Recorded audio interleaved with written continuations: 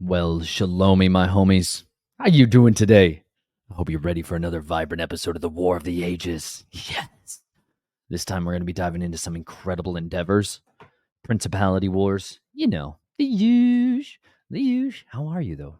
I'd love to hear from you guys below. Some of you guys drop me some of the most interesting comments ever, and you send me down all kinds of new trails of truth to study on, and I most appreciate it. So keep them up, you guys. I love hearing from y'all.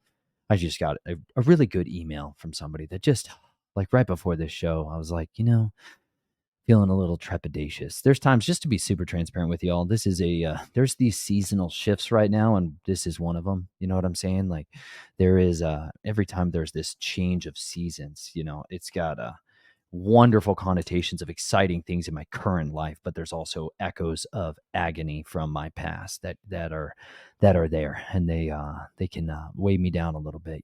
So thank you guys for your prayers and encouragement on that, and for all the others that are dealing with that right now. These are tumultuous times for a lot of people. I mean, when you just take the general relative pulse of people right now, there is this, like, I don't know when I say dread, but it's on the cusp of dread that people are experiencing about our future. There's a lack of surety. People are really, those that don't have any blessed assurance are confidently confused about what the future holds for them and for their families. And you know what? Understand something, that is an echo of a different kingdom. There's supposed to be this steadfastness found within us, and when we're deviating from that, when we don't have that, we should, anytime, like my wife and I say it this way, we believe that the Father is, according to his word, he says he's not the author of confusion, but he is the author of peace. And so we do ask him to lead us and our family, especially with big decisions, to lead us by peace. Or like at times in our life that peace just suddenly lifts off of a situation, lifts off an experience of something that we're going through. We slow the heck down and we pray. And we ask the Father to try to reveal what's going on in there. Like we lived a lot of our life every day trying to decide where we were going to live, like sleep that night, and so, like, my wife and I lived like sojourners for so long. How are ya?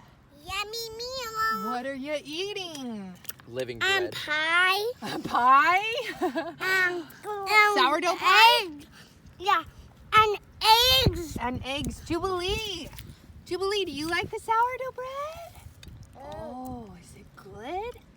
Oh, even Juby approves. Oh. Good. Sourdough flatbread. The best Yum. road food ever. I love it. I'm worn out, and I got hours to drive yet today. The wind, it's always getting my camera. It's always driving. Try driving a rectangle Mama. in the wind. Mama. Yes. Oh, so good. Oh, yum. Show me. Take a bite. Yum. Now I don't know why they made flatbread all the time, because people are busy. Yeah. Mom's got lots to do. Yeah. Flatbread's nice. Flatbread And it is tastes really so good. I'm waiting for the tortilla next. Sourdough tortillas, honey. They're not far away. That's right. All right. Bye.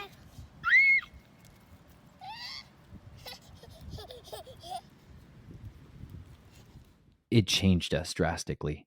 It really did. Those of you, we have so much compassion and empathy for the people that are travelers now, because back when we went on the road, 5 years ago now, almost 5.5 years. Yeah, 5.5 years ago, it was to the unknown. We didn't have a destination in mind. We didn't know exactly where we were going to be. And you're stuck every single day, not exactly confident of where you're going to end up. And that seems like kind of adventurous and fun for a while. And then it also gets to this stage where it's outright exhausting, because you just sincerely want a place to lay your head and not be concerned that someone's going to pound on your door and kick you out of the place that you're sleeping on at 3 a.m. You're kind of, you really are a wanderer. You're a wanderer, and it's a very unique experience. For those of you that have never had that, you cannot really understand it until you're in it. But those of you that are in it, man, just know that we care for you guys and we love y'all so much. We were there hard all the way for a long time, and you know what? It gets better. It gets better when you can lay down and sleep in peace and know that Yahuwah makes you to dwell safely. Like that's Psalm. Let's just jump there for a second here. This is a good one. For those of you also, I got to meet with a family when I was out at a conference north of Asheville a few weeks ago, that Organic Grower School. I'm going to be dropping some more of those videos out there for those of you that are like, what are these random videos on permaculture that are dropping in here? I have a huge passion for permaculture, and that's part of like what's going on in this season right now is we're kind of gearing up to be building out and planting out gardens, permaculture gardens, not just like traditional gardens. We're going to be utilizing some different designs that we haven't used before in the past, and some of those come from a guy named David the Good. If you guys have not checked out his stuff, fantastic content producer, as well as Billy from Permapastures Farm. And I say all these names though, just understand all of them are very quick to also give credence to all the other forerunners who've come along before them. Like so many of us have Joe Salatin, like this guy, Polyface Micro, Joe Salatin, one of the best authors and just teachers in it anywhere in the entire world, in my opinion, on really a variety of different things, whether it's building and design, homesteads, permanent farming infrastructure. I mean, on small scales, big scales. He's an incredible, truly brilliant mind, a great gift for the body of the Messiah and for people at large on how to raise and cultivate food and dealing with all of the challenges that come along with it. Because a lot of what we do in those travels.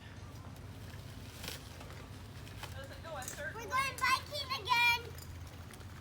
We're going biking again, guys. Yep, that'd be great. You guys, we're going biking again. Okay, show me.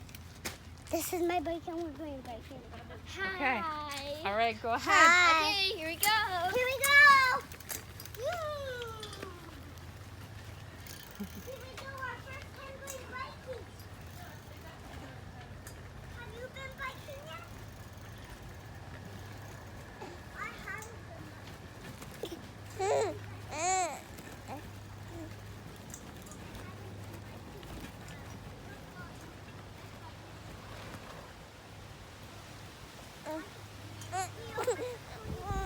Because we were traveling and sojourning like that all over the place, we got to experience what people's real problems were and struggles were, not the stuff you would see if you just visited their farm, not what you would see if you came and visited their homestead, but the stuff that you get to experience because the guards have come down after you've lived with them for a week or 2 weeks. Generally, it takes like 4 days.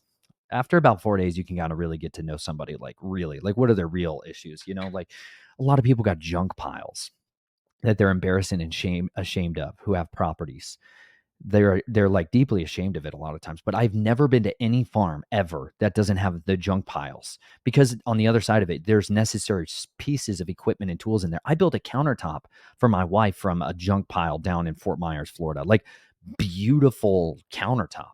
And I was able to cut it and turn it into something that went over our stove so that it could extend our countertop, but that was in the junk pile. And I mean, it was a messy junk pile. But for me, it was a gold mine. And for every one of you that has that, listen, you don't need to have shame about what properties look like. Every old property that's overgrown and abandoned, like lost homesteads and stuff, you're going to find their trash pile and their junk heap. It's always there. It's an inevitable part of raising animals and raising children. Good gosh, raising children is crazy. It's messy. It's wonderful. And it's super messy. My daughter came out the other morning and was like, Mom, it's so clean in the morning. And she's like, Naomi, that doesn't just happen for no reason, honey. She's like, when you go to sleep, that's what I do. She's like, I clean the house. Then I can sit down and rest. She was like, had this paradigm shift moment of, she's like, oh, we're like, none of this happens on accident, honey. It's all very deliberate, because once you all are up, it's a different story altogether. You're like, we're trying to raise 4 children. It gets busy really fast, but I was meeting with this family and they were, I just asked them, are they experiencing spiritual warfare? Are they experiencing struggles? And like the first couple things they hit on was marital issues and nightmares, night terrors for one of their children.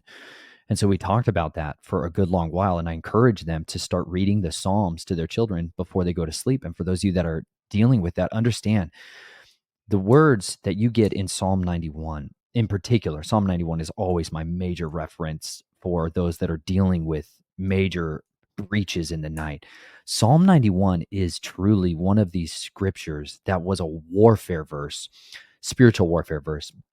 And it directly, in English, it's not going to render to the same for us. And this is why I'm always trying to encourage people to, if there's anything you can hunger to learn, It's the word in its original languages because it grants you the insight that you just cannot get because we are English readers.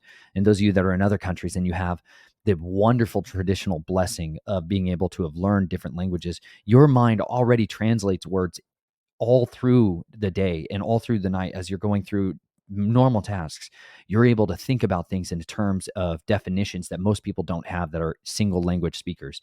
But learning a different language opens up this whole entire new treasure chest to you that grants you an incredible insight that people are lacking. And Psalm 91 has hidden within it the very names and identities, the character descriptions of these other principalities and of these evil immortals, these ones that were waging their spiritual war against people, like the terror of the night being associated with Lilith, the one that would come into the night and steal the lives of children. This is literally what we today would call something like sudden infant death syndrome. So much of what we have inherited in our society as the reasons why things go wrong in people mentally, emotionally, physically, psychologically, sexually, all of these things have been deduced down into a format that came through this esoteric religion known as Darwinian evolution, right? The Luciferian ideology and doctrine behind that was called becoming, which had its roots in Freemasonry and Rosicrucianism. That ideology is where we get so much of this materialism. This is another ideological pursuit of a different religion as well. This scientific reductionism that comes from Francis Bacon and some of these other deep, strong Luciferians. This is why so much of what we today have language for, medical language for, has always been understood through lenses of a spiritual realm and a spiritual aspect and understanding generationally before that. And so this is what has put us at such a deficit to contend and fight against these systems and fight against these spiritual powers that we're dealing with, because we are so conditioned to a material response when we see something like my child wakes up and is scared at night. The default tends to be physical problems or manifestations. When there's sudden infant death syndrome, right? When a child suddenly dies in the night, they're in our society, our culture doesn't want to address any potential influence of a spiritual being coming in and taking the life of the child.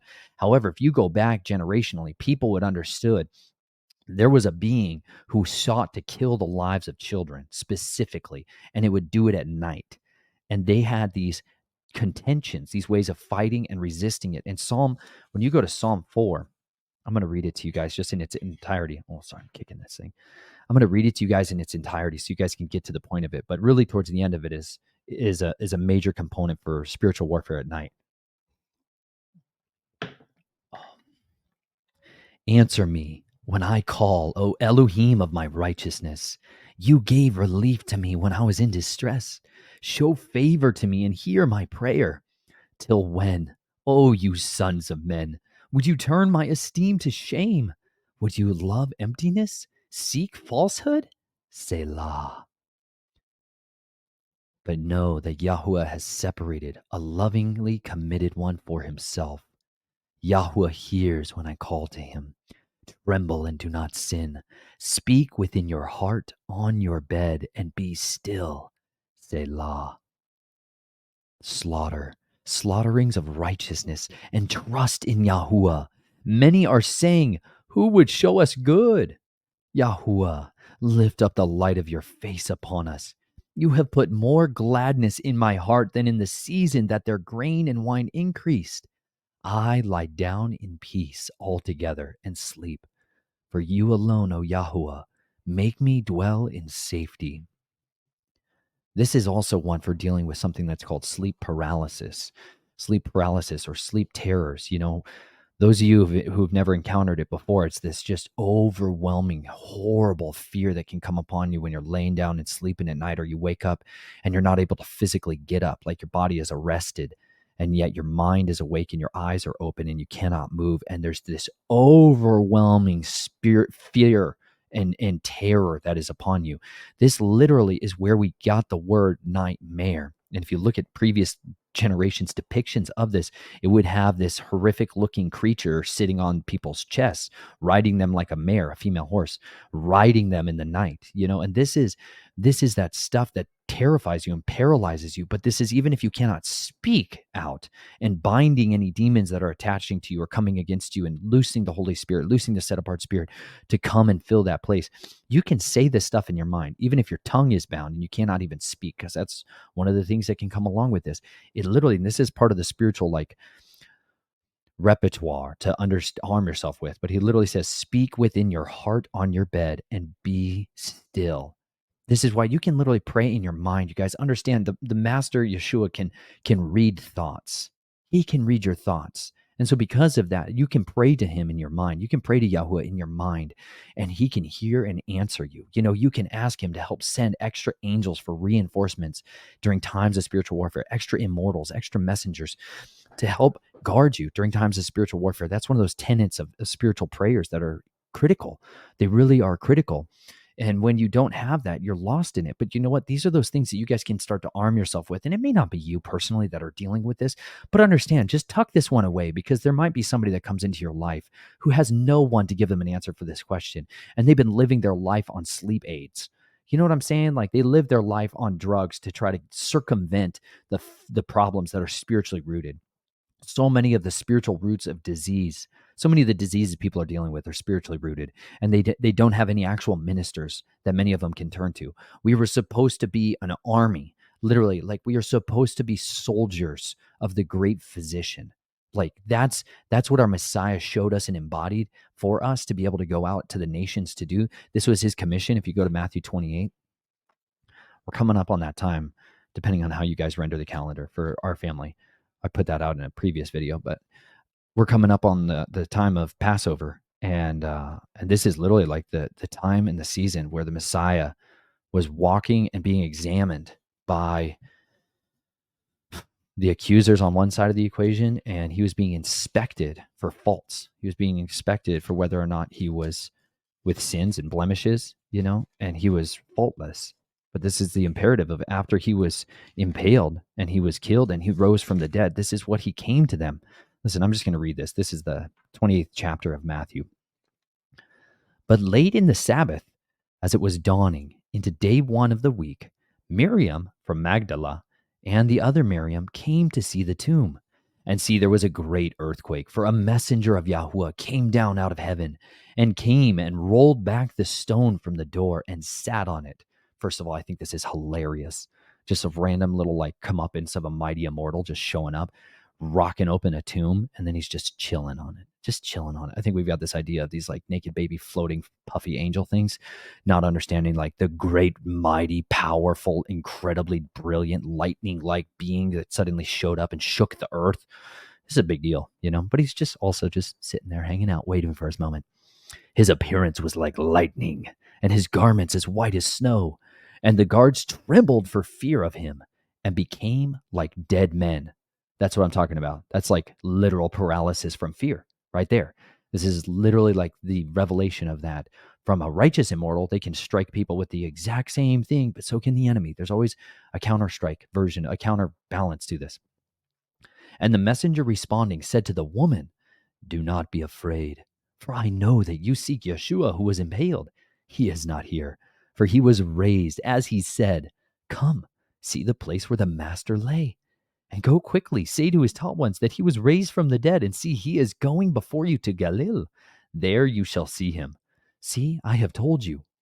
And they left the tomb quickly with fear and great joy, and ran to report to his taught ones. And as they were going to report to his taught ones, see, Yeshua met them, saying, "Greetings." And they came and beheld him by the feet and did bow to him. Then Yeshua said to them, "Do not be afraid. Go report to my brothers, and go to Galilee, and they shall be there. They shall see me there." And while they were going, see, some of the watch, having gone into the city, reported to the chief priests all that took place. And when they had come together with the elders and taken counsel, they gave enough silvers to the soldiers, saying, "Say that his taught ones came at night and stole him away while he slept. If this should be reported to the governor, we shall win him over and keep you out of trouble." And having taken the silver, they did as they were instructed. And this account was widely spread among the Yahudim to this day. You see, understand on something here? You've got kind of synagogue of Hasatanis. And what are they doing? Using silver to bribe. Using silver to bribe and to blind the eyes of others. It's like Sabbatean Kabbalists again. They're out there. No surprise, you guys. They carry on the generational iniquity of their forefathers. I don't always hit on these guys because I still think that they are children of a greater whore that sits on Vatican City. That's to me the head of the seven-headed dragon. You know what I'm saying? But understand that these types of conspiracies, you guys, to cover up and conceal the righteous, miraculous works of what has happened in the past, this is an ever-present darkness that we are fighting against day and night. We have people that are highly motivated to hide the supernatural working hands of Yahuwah. They don't want anybody to really understand that he is working in power and signs and wonders and authority still to this day. And so they invest huge amounts of money to blind the eyes of people to go along with them in their conspiracy. They use the word counsel here. Conspiracy is the accurate word here. And this is the fruit of the fallen. This is always the fruit of the fallen. We have the very names of the deities that did this. The fruits of the fallen here, like when you guys go to First Enoch, we've talked about these other texts that had been referenced by the authors of scriptures numerous times. There's a great list put out. I just did a big video with Hebrew Hawaii. We talked a lot about the book of First Enoch on one contention up there. I know some of you guys are absolutely adamantly opposed to reading anything outside of the Bible, except for all the other stuff that you guys read that's outside of the Bible. But understand, at least I know I'm reading from something that was consistently in thought and mind and reference to the authors of scriptures. And so to me, it has some validity for understanding their lens with which they saw history. So anyways, this is the name of the great conspirator of the Watchers before they came down. This is in Enoch, First Enoch, to be clear. First Enoch chapter 69. We'll jump in at verse 3. And these are the chiefs of their angels and their names, and the chief ones over hundreds and fifties and tens. The name of the first one was Jacon. That is the one who led astray all the sons of Elohim and brought them down to earth and led them astray through the daughters of men. And the second was named Asbiel. He imparted to the holy sons of Elohim evil counsel and led them astray so that they defiled their bodies with the daughters of men. These are like the chief conspirators of all conspirators. We obviously have Halel ben Shahar, like the name that we're given in Latin is called Lucifer, like in Ezekiel and Isaiah they reference. However, understand there's other chief conspirators that get ascribed great guilt and judgment and consequence for their actions because they were the ones who literally were well articulated enough to lead the other immortals astray. And this is not something that just happened one time. This is something that can carry on into continuity until ultimately a third of all the immortals are going to rebel and follow after the conspirators to try to rebel against Yahuwah Elohim Sebaoth, the Lord Most High, right? They're going to come after him. And they're going to try to wage their war with him. But these are, like, to me, the principalities behind the scenes. These are some of those governing spirits that are influencing men to do these actions. It's not just for nothing that these guys gather together and come up with these conspiracies. They have power that comes to them from on high to influence them in this direction. Just as much in a different way, we can have power from on high come upon us to give us wisdom and knowledge and understanding so that we can overcome the strategies and the tactics of the enemy, right? And to me, this is why farming and agriculture and permaculture and restoration agriculture are so intoxicating to me, because I see in them the fruits of freedom. Like, everything went wrong in a garden. Everything got hijacked in the garden because there was this deceptive destruction of our identity that got us out of a version of farming, a version of living with creation that was so beautiful, that was so perfectly designed. And we have drifted so far away from it to where when we look at agriculture today, we're watching people that they say are farming. Really, they're miners. They're miners. That's the better correlation to the type of food that we grow in our country today, and the form of agriculture too that the United States has exported as methodology-wise to the rest of the world, whether that's through the practices of John Deere, right? Like, if you came to the United States of America in the 1800s, early 1800s, you would have seen a type of fertility that was nothing like you can even imagine today.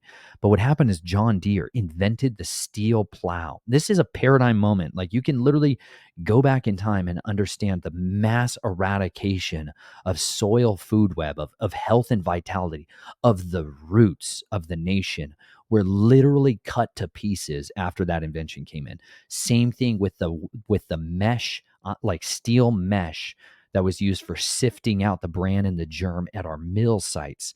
This literally forever changed and it destroyed the well-being and the health of people in the United States and then abroad. When these certain inventions came into fulfillment and into reality, they forever altered the course of history, and some of these to the greatest demise. And like there was a great book that I read that was on the history of the Dust Bowl over in the plains specifically. A lot of, I mean, it literally was one of the most catastrophic seasons that you can't even start to imagine, the 1930s. But it was because these types of tools that were able to cut the roots of deep driven plant roots. Like we had these great savannas, these great plains that had multi-species of life in them, 10, 12-foot tall grasses and flowers beyond. Thousands of different plant species were contained in this, and animals beyond measure could live in these habitats. Birds in the trillions. We had trillions of birds, like the passenger pigeons. We had types and varieties of birds that we've never even seen. You've never even known how many birds used to be around. But you know what? You go out into this mining fields, you don't find birds. You can drive into a cornfield. There's not birds there because there's no insects. There's no habitat for any of these things to live in. But like you go into a forest, and why I'm always screaming like a lunatic for people to get into the forest, it's because that's the closest thing that we can get to the garden like Yahuwah had. What used to be in our gardens of the forest was food for man. Beyond measure, there used to be cultivated and managed forestscapes and landscapes across this nation because the people that lived here carried on the traditions of management and stewardship of land that cultivated life, that brought forth life. But this iniquity force, these principalities that came in with this ulterior agenda to transform and terraform this continent and this country back into the land of the plumed serpent, Quetzalcoatl, the land of Amurka. America literally is the name to the plumed serpent. That's where we get our name in this country. And this happened when there was a principality war down in Central and South America when Montezuma. Here's a book reference, a historical book reference for those of you that have not read The Discovery and Conquest of Mexico. I reference it all the time, you guys, because it's an incredibly fun read.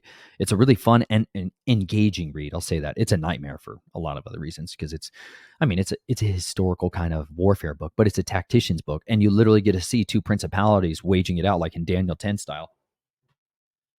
But that when they invaded, they came over here under the influence of Diana, the cult of the goddess of the Queen of Heaven, right?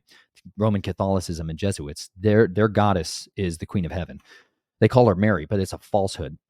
They're just using whatever name, placeholder, and amalgamation of paganism they need to in order to conquer and take over territory.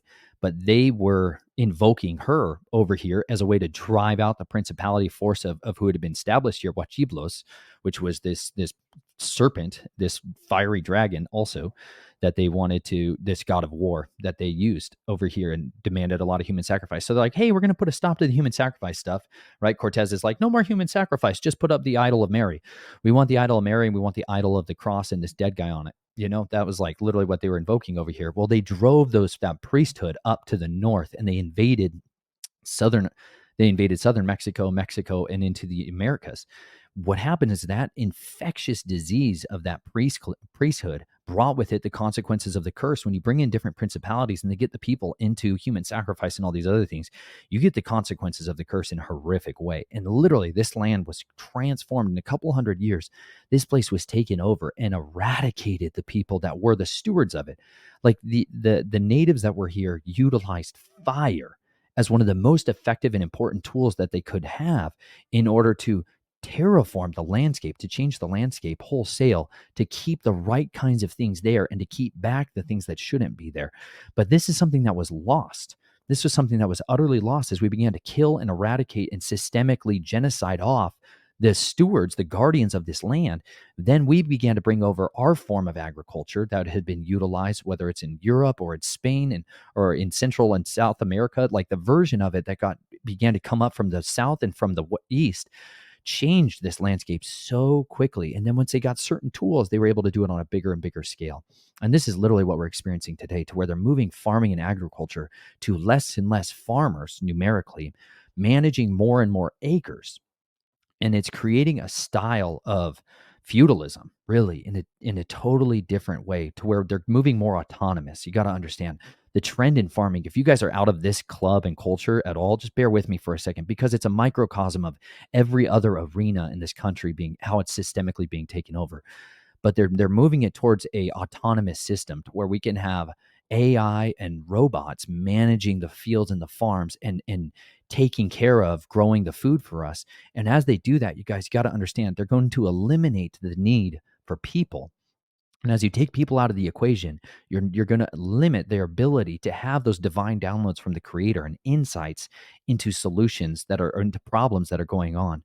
And we're going to lose massive amounts of inputs of life. We're going to lose it. And we're going to move more and more towards the model of death, and ultimately terraforming this world into an image of the beast kingdom. And this is the problem that we're facing in that arena, and why, like, I'm screaming and trying to point people back towards a way of farming, like where you plant like the forest shows you to plant. You know, the forest is out there. You can find a microcosm of a forest, guys. Even if you live in a small city, there's still little areas where the forest always wins, little areas. And even if you're in dry climates, there's still versions of forest that win. And a forest has 7 layers that are collecting sunlight. They're photosynthesizing in all these layers because it's massive solar collection fields, right? You've got the big dominant trees, then you have the smaller trees, then you have shrubs, then you have this like herbaceous layer, then you have like a root layer, and then you have ground cover layer, right? And then you have also the soil food web that's under the ground as well, not to be missed. So like, if you plant your garden out imitating that, if you plant out an area like a food forest to imitate that, so instead of just planting a blueberry bush and being like, that's what we're going to do here, we're going to have blueberry bushes in lines and lines and lines and lines, and then we're going to kill anything that comes between us and our blueberry bushes. Okay, that's called monoculture. That's monoculture. That's the version of orchards that most of the apple farms you go to look like. But then there's other places where what they do instead is they're like, no, okay, I don't see that in nature. But they'll plant something like, Stefan Serbinsky. No, I get his last name wrong all the time. It's Miracle Farm up in Quebec. And this is where people like David the Good and Billy from Permapastures Farm got a lot of their inspiration for grocery row gardening and food forest designs. But instead of just planting an apple tree, plant an apple tree, plant a nitrogen fixer, okay, and then plant like a pear and a plum. And then you can plant underneath that. You could plant your blueberry bush inside there, right? And then you can plant underneath that. You can plant your blackberries, your strawberries as ground cover, and you can start to put all of your thyme, your oregano, your basil, all the stuff that you guys like to eat. You can put your tubers, whether it's sweet potatoes, or you can put all that right there in the same space in one small pocket. And that's like its own little island right there. The nitrogen fixer, you guys, is a tree that collects nitrogen out of the air and puts it into its materials. So like its leaves and its wood, like it actually stores it up, and it brings that into the soil food web, and all the other stuff around it wants nitrogen. And so you can put black locust or honey locust or mimosa and stuff like that in there. And I know people are like, mimosa's invasive. Shut up. Everything is invasive. Gosh. Everything that you guys think of, there's a lot of native plants here, you guys, that were invasive at one pace. That stuff that's invasive wouldn't be here unless it was trying to fix a solution that people used to not screw around and create. The whole like nightmare battle against invasives, you guys, is kind of a war game. It's like everyone that's fighting the Apocrypha. I'm like, what the heck, you guys? Do you have any idea about the history of the Bible? No. Wasn't called the Apocrypha, man. It made up a word to just throw books out of the Bible. And they're still doing that today. That cult still lives today. They're like, I don't listen to anything Paul says. I know better. And I'm like, yikes, you guys. Pride blinds. Children of Leviathan. I'm just saying. It's dangerous stuff to think you're so prideful and arrogant that you know better than certain other people about what to throw out of the Bible. They've thrown enough out of the scriptures, you guys. Just take a chill pill. Understand something. Yahuwah knows more than you do. And he sends his people to test you sometimes. You know what I'm saying? So just bear with it. Anyways, I think there's enough people that have thrown enough stuff out of the scriptures before we should start throwing out the Gospels and throwing out the Messiah and then throwing out these other books. Like, just chill out, you guys. I love y'all. falling prey to the snares of the devil all the time. Just take it easy. Fight the good fight of faith all the way to the end, because we got a great commission from our master on how to overcome this stuff. Sorry, I had to preach there and rant all at the same time. We see microcosms of warfare happening all around us, you guys. Some of you are watching, you're like, I don't even know what he's dealing with. It's okay. Others of you are watching are screaming mad about me because I just poked you in the eye. But it's because I love you. I love you. Enemies multiply kisses. Good friends come up and slap you right in the face and say, knock that off. Let me just finish this commission from the Messiah up here for a second before I'm too lost in the grounds of permaculture and design. But listen, nitrogen fixers, tuck it away, you guys. Your forest, imitate the forest and you'll win. Imitate monoculture and you'll lose every time, son. And verse 16, and the 11 taught ones went away into Galilee to the mountain which Yeshua had appointed for them. And when they saw him, they bowed down to him, but some doubted. And Yeshua came up and spoke to them, saying, all authority has been given to me in heaven and on earth. Therefore go and make taught ones of the nations, immersing them in the name of the Father and of the Son and of the set apart Spirit, teaching them to guard all that I have commanded you. And see, I am with you always until the end of the age. Amen.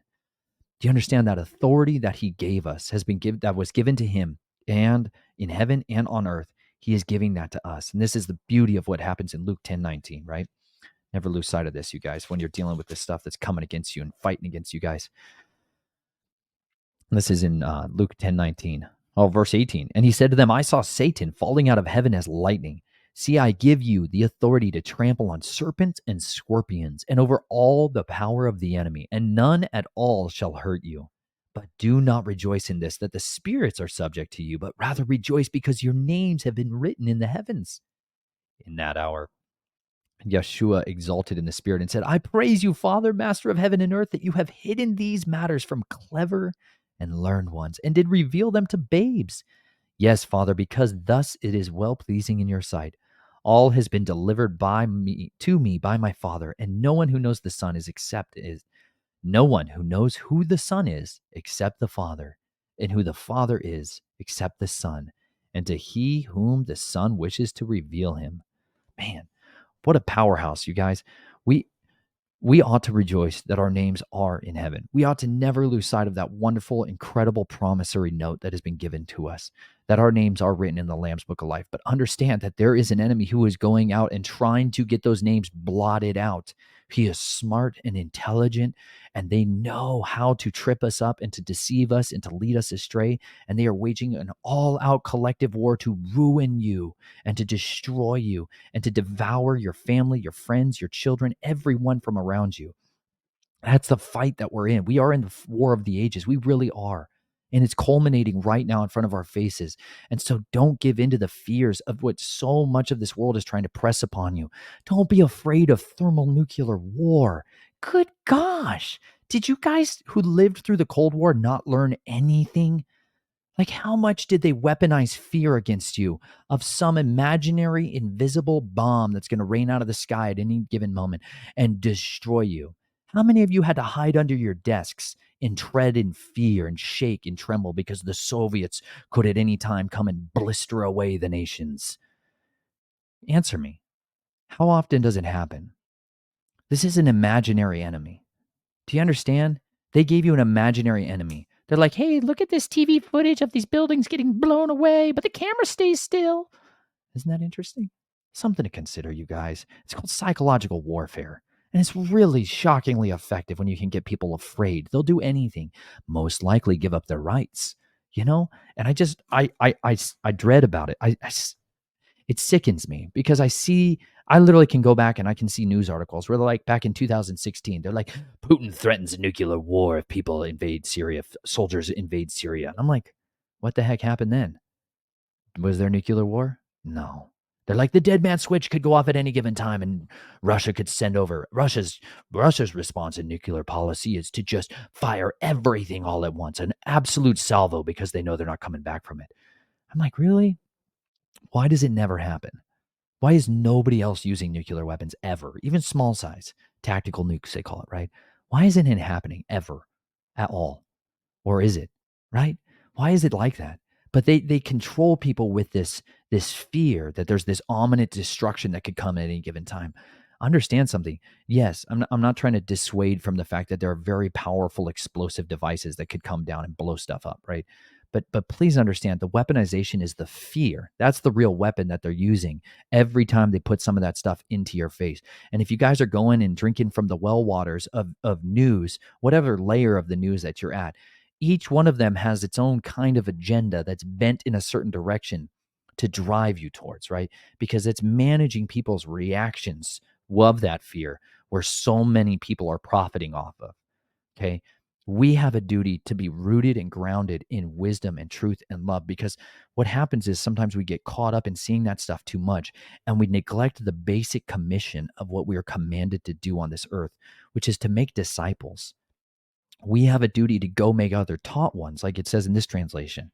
Like there are so many people right now who are absolutely ignorant of the word completely. They literally have never heard it. They've never heard it articulated in a good and authentic way. The churches that many of them may have been able to go to when they were younger have by and far capitulated and joined up with the enemy to such a degree that even an ignorant person is able to identify that what they're saying in there is not right. It's not consistent with truth and with reality. And so they're leaving it. Like we people, there's a lot of analysis in the theological communities about why so many people did not go back to church after 2019 and 2020 and 21. Like, why didn't they come back? And I think is because the real reason is a lot of people saw duplicity. They saw them capitulate and cower in when they're like, you close your doors or else. Not all of them. I understand there's some incredibly brave ones who stuck with it, who had some chutzpah. They had some testosterone flowing through their bodies and some of the righteous spirit of boldness and bravery. And they did not fear the sovereign's command like Moses' parents. And they're like, you know what? No, stop it, you guys. They actually had confidence to overcome in that day. And because of that, man, did they shine, right? But there's a lot of them that capitulated and they instructed their flock to go get fleeced by the adversary, and it sucks. And so I think it disheartened a lot of people. But listen, don't put your faith in any man. Don't put your faith in any man that they're going to overcome those temptations and the trials of the enemy. A lot of us are going to fail. We're going to screw up, you guys. Don't idolize anybody. I don't care if they're an online person that you listen to or watch or an in-person one. All of us are but men and we can fail and we will. But you know what? Put your faith and trust in the Messiah and in his loving commitment, his word that doesn't fail. It says he watches over his word day and night to bring it to pass. That's a good promise that we can hold on to, Like Daniel was being tested in a moment of his life. He was experiencing trials and tribulation, living in occupied enemy territory. Don't forget this. Daniel, we've read a lot about his story early on in the series about when he was starting out as a young man. We read from the book of Susanna, which has the origin story of where Daniel shows up and came from. We also read Baal and the dragon, when Daniel fought a dragon, and he also revealed the stupidity of how these people were lying to a king and worshiping in how they were worshiping the mighty one that they had over them. And you know what? Daniel wrestled with a lot of seriously powerful entities that were rulers and governors over the territory of Babylon. His prayers altered the landscape permanently in that area. And in Daniel chapter 10, we get an insight into the principality wars. That's something that we can't ever lose sight of, and understand how chain of command works, and how these spiritual authorities deal with each other in the realms that we can't really see. So if you can, go to Daniel 10. In the 3rd year of Koresh, the sovereign of Persia, a word was revealed to Daniel, whose name was called Belteshazzar. And the word was true, and the conflict great. And he understood the word and had understanding of the vision. In those days, I, Daniel, was mourning 3 weeks of years. I did not eat, 3 weeks of days. I did not eat desirable food, and meat and wine did not come into my mouth. I did not anoint myself at all till the completion of 3 weeks of days. And on the 24th day of the first new moon, when I was by the side of the great river, that is Hiddekel, then I lifted my eyes and looked. I saw a certain man dressed in linenites, whose loins were girded with the gold of Uphaz, and his body was like beryl, and his face like the appearance of lightning, and his eyes like torches of fire, and his arms and feet like polished bronze in the appearance, and the sound of his words like the sound of the crowd. Tell me this does not sound like Yeshua. You know, when we talk about the book of Revelation, the revelation of Yeshua Messiah, this is totally one of those moments, you guys. Think about it. And I, Daniel, alone saw the vision, for the men who were with me did not see the vision, but a great trembling fell upon them, and they ran away to hide themselves. So I was left alone when I saw this great vision, and no strength remained in me. For my comeliness was destroyed in me, and I retained no strength. But I heard the sound of his words, and while I heard the sound of his words, I was stunned, lying with my face to the ground. And see, a hand touched me and set me trembling on my knees and on the palms of my hands.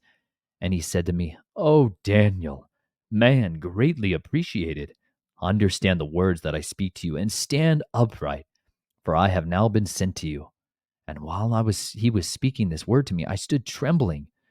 And he said to me, "Do not fear, Daniel, for from the first day that you set your heart to understand and to humble yourself before Elohim, your words were heard, and I have come because of your words. But the head of the rule of Persia withstood me 21 days. And see, Michael, one of the chief heads, came to help me, for I have been left alone there with the sovereign of Persia." Understand, this is like a paramount description of some principality wars that are taking place, right? So you have the principality, the chief spiritual ruler over Persia, the empire of Persia. And I'm not just talking about the Persia that you would have seen written on a map, that would have been drawn on a map of its territories. This would be the one that was principally given to them and dispensed out during the days of Babel, right? We've talked a lot about this Psalm in Deuteronomy 32:8, that Elohim divided the nations according to the number of the sons of Elohim, according to the number of the immortals. This is one of those deities, his territory, his turf being described. And during that time, listen, there is going to be a takeover of his domain and his kingdom is about to fall to the principality of Greece, right? It might say Macedonia here. That's Greece. So, and this literally takes place in the spiritual realms before it happens in the physical realm, when Greece actually invades and takes over and conquers Persia, which happened in real time in like actual historical reliable events. But before this happened, Daniel sitting here praying, his prayers are physically altering the spiritual landscapes of what's taking place in the realms above him.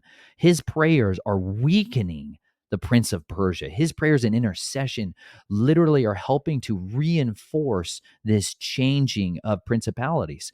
Now, I don't say this for us to go directly wage war with the principalities, but to ask Yahuwah to send his mighty messengers, his immortals, to wage those wars, to reinforce them, to bring about righteous rulers over us, right?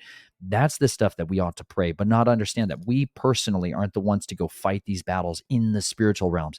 There's others out there who fight this foolishly by basically astral projecting themselves in their spirit man into these realms to go fight these battles. And it's super, super dangerous. And it's going to get their lives ruined and the lives of the people that follow them ruined. So be very careful in how you engage in this kind of spiritual warfare. But understand, the model here is how Daniel was interceding, praying, and he was weaponizing the body of his flesh through fasting. Critically important tool. "And I have come to make you understand what is to befall your people in the latter days, for the vision is yet for days to come." And when he'd spoken such words to me, I turned my face toward the ground and kept silent. And see, one who looked like the sons of men touched my lips. And I opened my mouth and spoke and said to him who stood before me, "My master, because of the vision I have been seized with pains, and I have retained no strength. So how was this your servant of my master able to speak with you, my master? As for me, no strength remains in me, nor is there any breath left in me." And again, the one who looked like a man touched me and strengthened me. And he said, "Do not fear, O man, greatly appreciated. Peace be to you. Be strong now. Be strong." So when he spoke, I was strengthened, and he said, "Let my master speak, for you have strengthened me." Do you see the beauty of that? This is like every time you'll see one of the immortals of Yah will show up to, one of the things that you'll see along with it, like they extend the peace. And they cause us to not be so afraid. Like when Mary is like literally first time ever seeing the angel, she's fearful and afraid, and he's like, don't be afraid.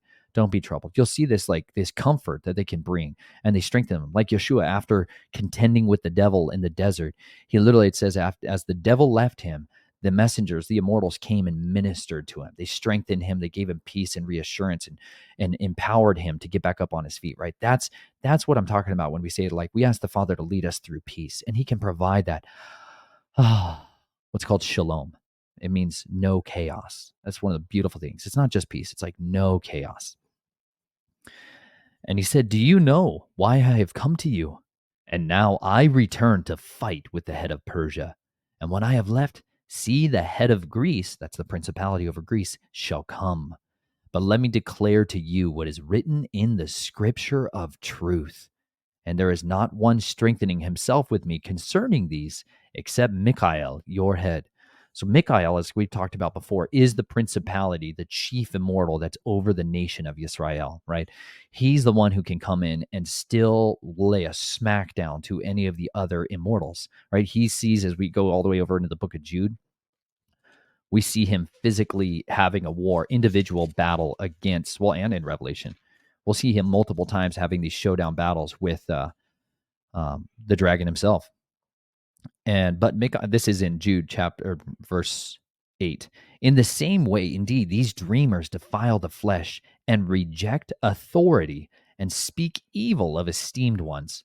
But Michael, the chief messenger, in contending with the devil, when he disputed about the body of Moshe, presumed not to bring against him a blasphemous accusation, but said, Yahuwah rebuke you. That's how Michael dealt with the battle with the dragon, right? He did not revile him. And this goes back to the commandment in Exodus 22. In the loving instructions of Yahuwah, there's these incredible things that are contained therein, y'all. That's why I just always encourage you guys, have a love and a joy to read the scriptures in its entirety. Over 80, somebody put out a poll not too long ago that 87% of Americans have not read the Bible in its entirety for themselves. 87%. That sucks. But if we can go back 150 years ago and over 90% had. That's a big shift, right? That's why I have that whole section on why you can't read that video. If you've not watched it through its entirety, just listen to that chapter. I read the entire chapter in John Taylor Gatto's book, The Underground History of American Education, because that's how they started so much of that campaign, was to get people to be illiterate so they can't read the Bible for themselves. They're like, we don't want them to know the scriptures anymore and understand the text that they were reading from. Had a lot of these other books in there that were very helpful at giving insights into these spiritual wars. But in Exodus 22, and if you go over into verse 28, this says, do not revile an Elohim, nor curse a ruler of your people. Other translations will say, do not revile the gods or curse a ruler of your people. This is part of the spiritual warfare. And you see, my contention is a time when one of the prophets of Elohim, Elijah, deviated from this, and he mocked the mighty one over the people of Baal and Ashtaroth, and he mocked them. And then he had a stinking whoop down of fear and dread come upon him the next day, and he ran for his life. It did not go well. You don't revile the mighty ones, and you don't revile them, mock them, make fun of them, right? You let Yahuwah rebuke them, because ultimately he's over them. He is the one who's more powerful than they are. It is through the blood of the Messiah that we can have any authority over all of these spirits and all of these dominions. But it's his righteousness in us. But what you don't see is the devil mocking and belittling and making fun of these things. You don't even see the Messiah himself doing that. He will triumph over them and herald over them in victory, right? That's his duty to do that. But we are not to go out and try to think that we are all big and bad and we can stomp on the devil's head in that way, in blasphemous, not blasphemous, let me say it this way, to not do it so lightly and mockingly. Please understand. There's beautiful authority and dominion that the Father has given to us through the blood of his Son, but we should not use that to mock. You see a good example of how principality wars take place also in the book of Acts. If you go to chapter 19, this is when Shaul is in Ephesus, right? And Ephesus has over it the immortal, the mighty one over the entire continent there, the principality there, is Artemis. Artemis is the many-breasted goddess, right? A fertility goddess.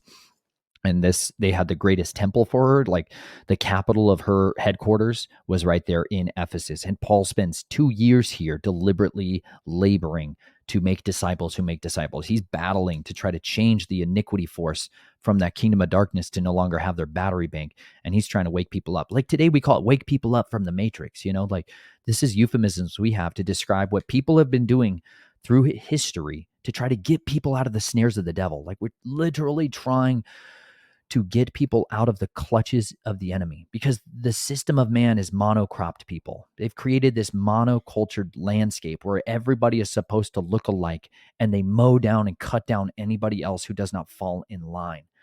But that's not how Yahweh designed it to be. He wants a temple of living stones, individuals, not bricks, living stones. Ready for this? Go to verse 21 of chapter 19.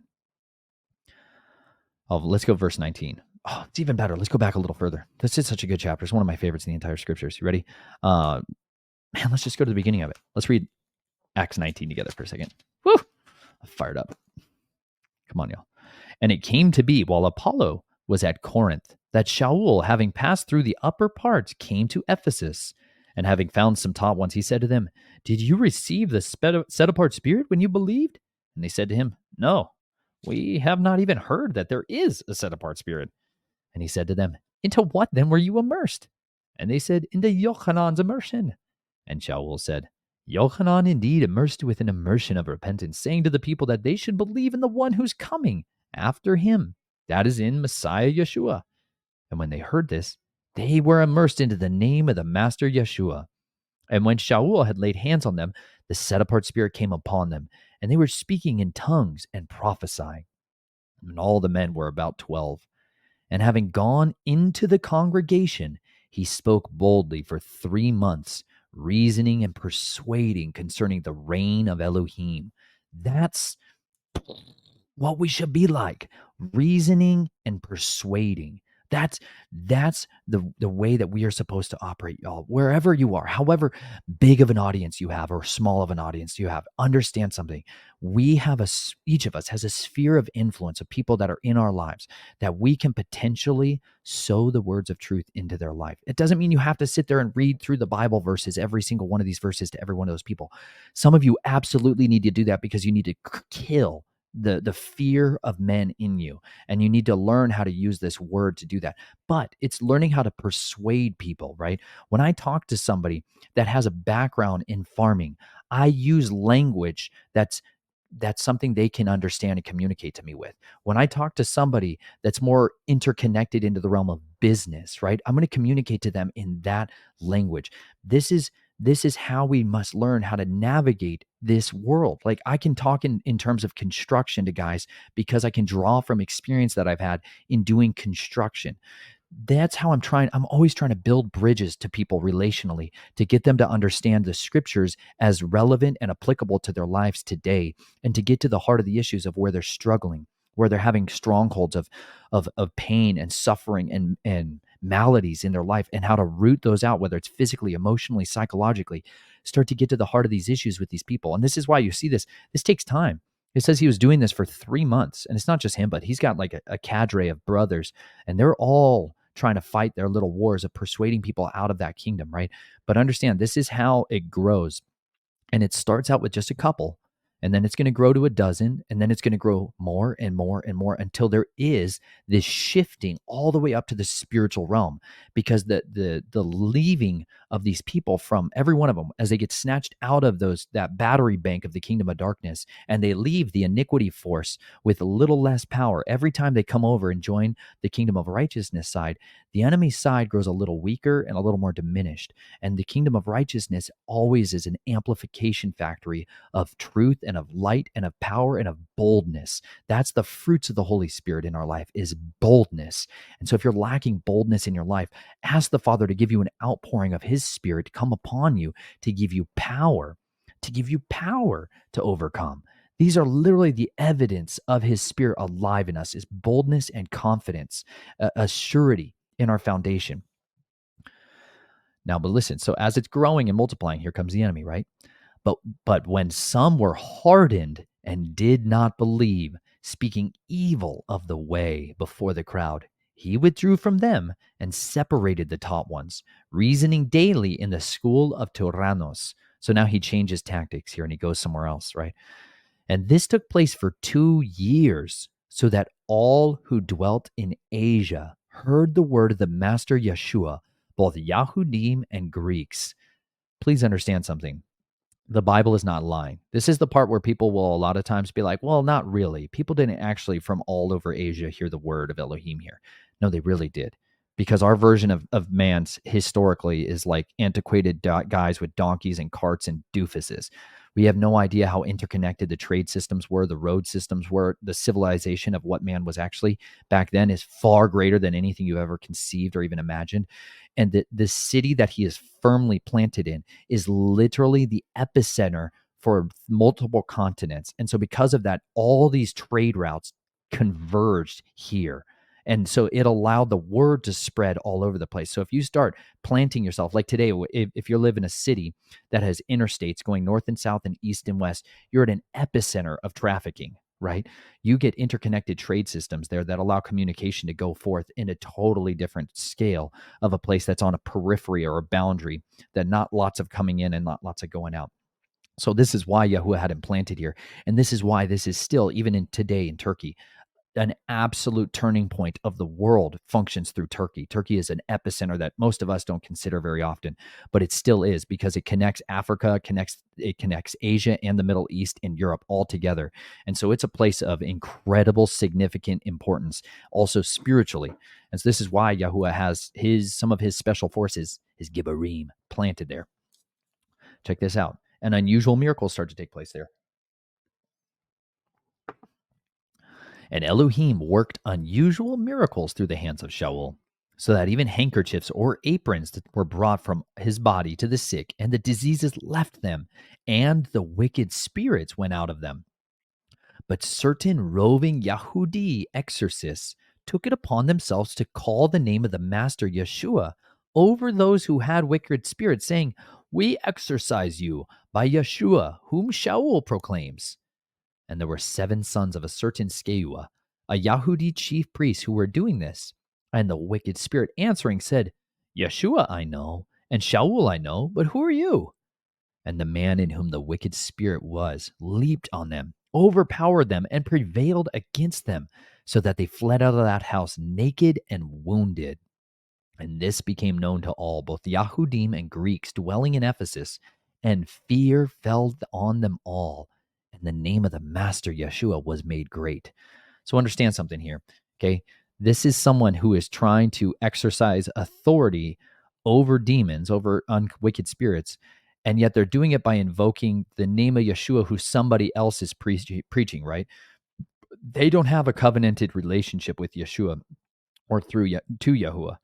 They are instead calling upon him outwardly, but not from an inward position of authority and confirmation in him. This is super dangerous because even the wicked spirits, they know who Elohim is, and they also know whether or not you are one of his chosen sons and daughters. And this is something that comes out if you guys have not, if you've never been in rooms where demons are manifesting and they're using parasitically talking through a human host that they're in, they will identify who are the real believers in the room very quickly. They know who are his, and they know who are Yahuwah's. Understand that. They understand who is still firmly planted in the kingdom of darkness. And because of that, they will demand to stay, that they have legal grounds to stay in that person. They believe and they know when they have a right to stay, and they also know when the eviction notice is here, and they fear and they tremble, and they do not want to have to leave. They don't want to fail in their assignment. And so you see in here, listen, when somebody goes in to engage in spiritual warfare without the actual authority of the Messiah with them, they get their stinking rear ends kicked in. And this is what happens, you guys, in spiritual warfare. And unfortunately, you'll see this a lot with people that are trying with good intentions to do deliverance on other people, but they themselves don't have a proper relational understanding, or they themselves are ignorant of the methodology for spiritual warfare and the rules of engagement. They get their teeth kicked in. But this is why we have this word here to help us to go through this stuff. You know, that's why I recommend books like Russ Disdar's Expelling Darkness, in trying to train yourself up and learn from it. In all of the descriptions of my videos below, there's links down in there, one of which leads you to his audio series on, he's got many in there, but he's got stuff for dealing with spiritual warfare. I think parts 1, 2, and 3. Not all of his links work in there, but just go through and pick the ones that you're able to. But whether it's his book, Expelling Darkness, Engaging Non-Human Entities Now and in the End Days, or whether it's going through his Satanism 101 series or his occult rituals and training stuff, you guys, don't be ignorant of the schemes of the devil. You can train yourselves up in this stuff. You don't have to have some other guy sit there and cultivate this in you. Thankfully, the form of discipleship that's available to a lot of us now is remote. We can glean from some of these real helpers who have gone ahead of us to train us in these things.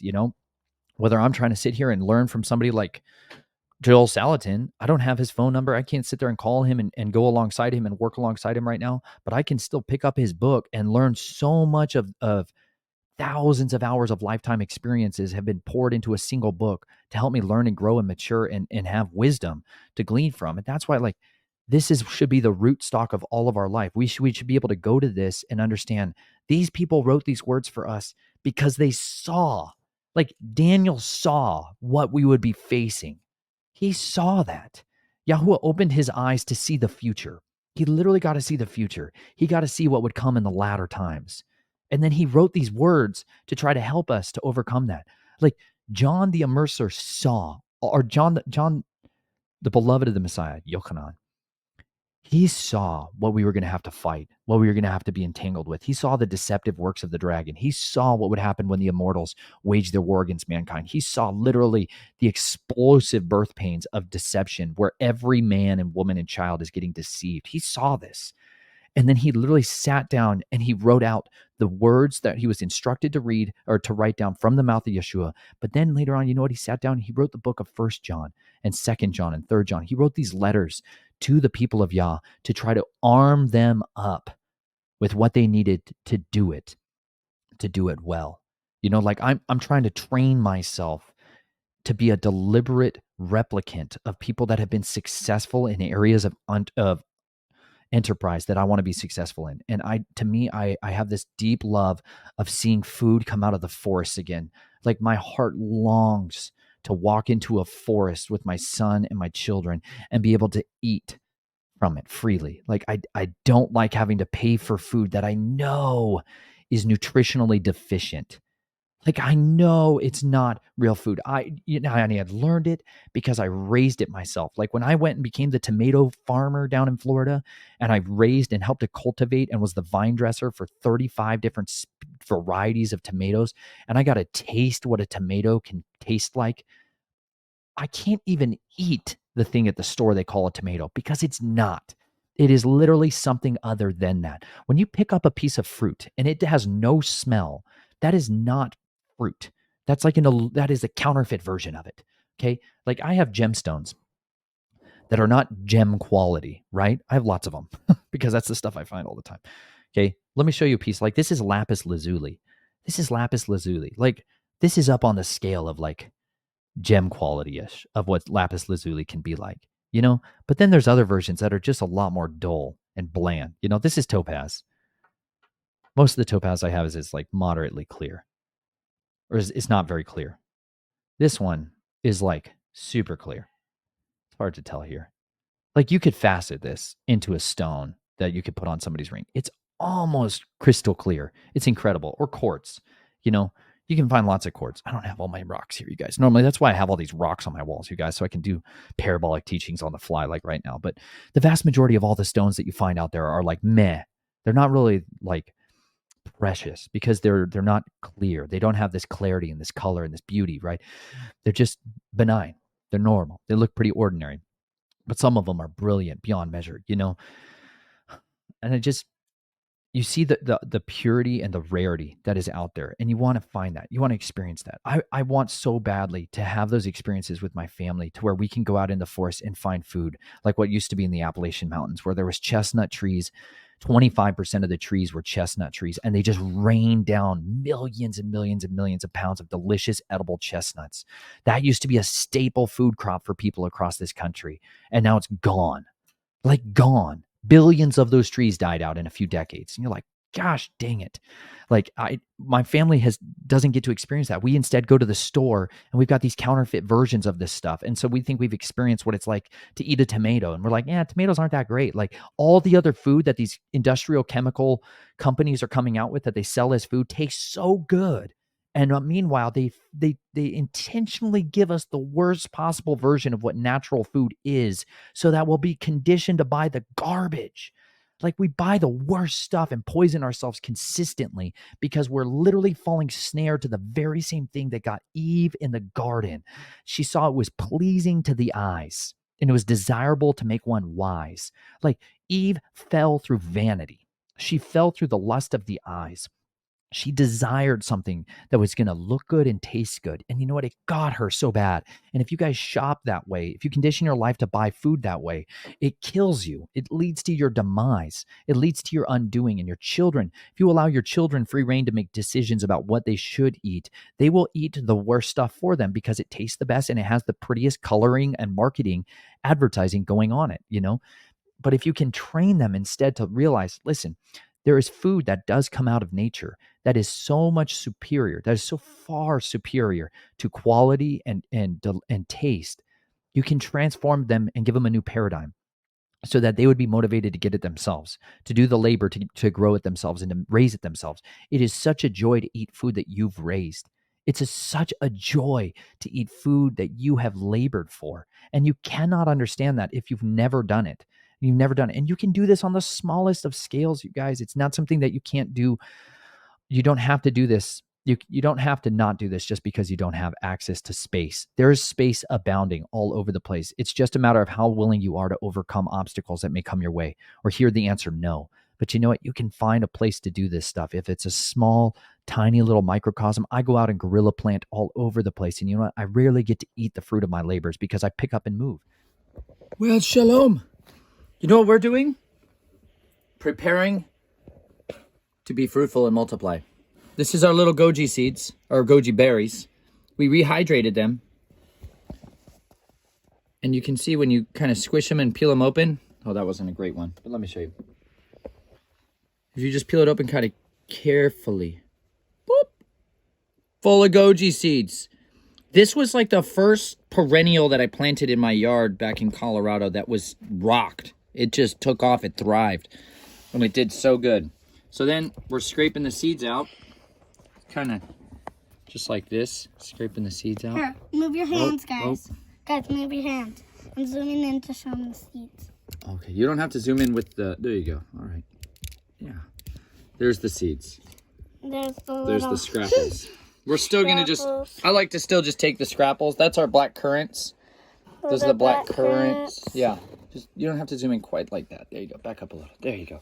Those are our black currants. Black currant seeds are like darn near impossible to find in there. So instead, I'm just going to go and direct plant these all in there. Just drop those things in the soil.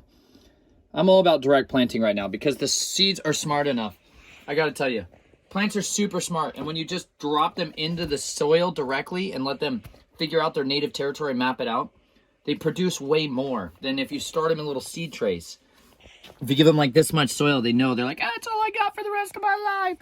So if you can plant them direct into soil, it's always ideal. Dan, what are you doing? I'm digging in these goji bears and trying to find these little tiny seeds. Goji bears? Goji bears. All right, come here. Rarely get to stay long enough to be around for the harvest season. But you know what? I do this deliberately. I go out and plant these little tiny grottos of food forests. And then you know what? We pick up and move. I like take all the apple seeds from all the apples that we eat. And I go out and I plant those things. I have no idea what kind of apples are going to come out of it because apples are strange. But you know what? By doing that, I'm trying to build up something that can be there later on, that can provide for somebody in the future. Because that's, for me, the method of prepping that I'm most desiring to do. I want to leave something for the reload. You know, I can only prep so much physically on one side of it, but then I might need a reload. I think about year number 2 when my food preps have run out and I'm like, then what? Then what? What am I doing for my reload? And this is where I think the heart of it is supposed to be. We're supposed to get people back towards that direction, to get them back towards the garden so they can have freedom to abound in life and authenticity. You know, it'll change you. It'll motivate you in ways you've never experienced before. Fired up.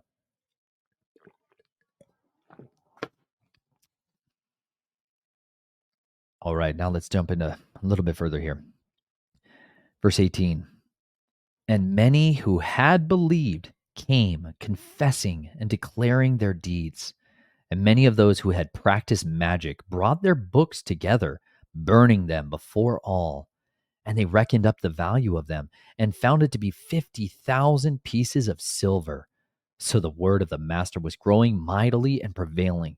Hallelujah. What a blessed day that would be when people come out and they burn those occult books and they get rid of and purge from their life all of their former ways of living.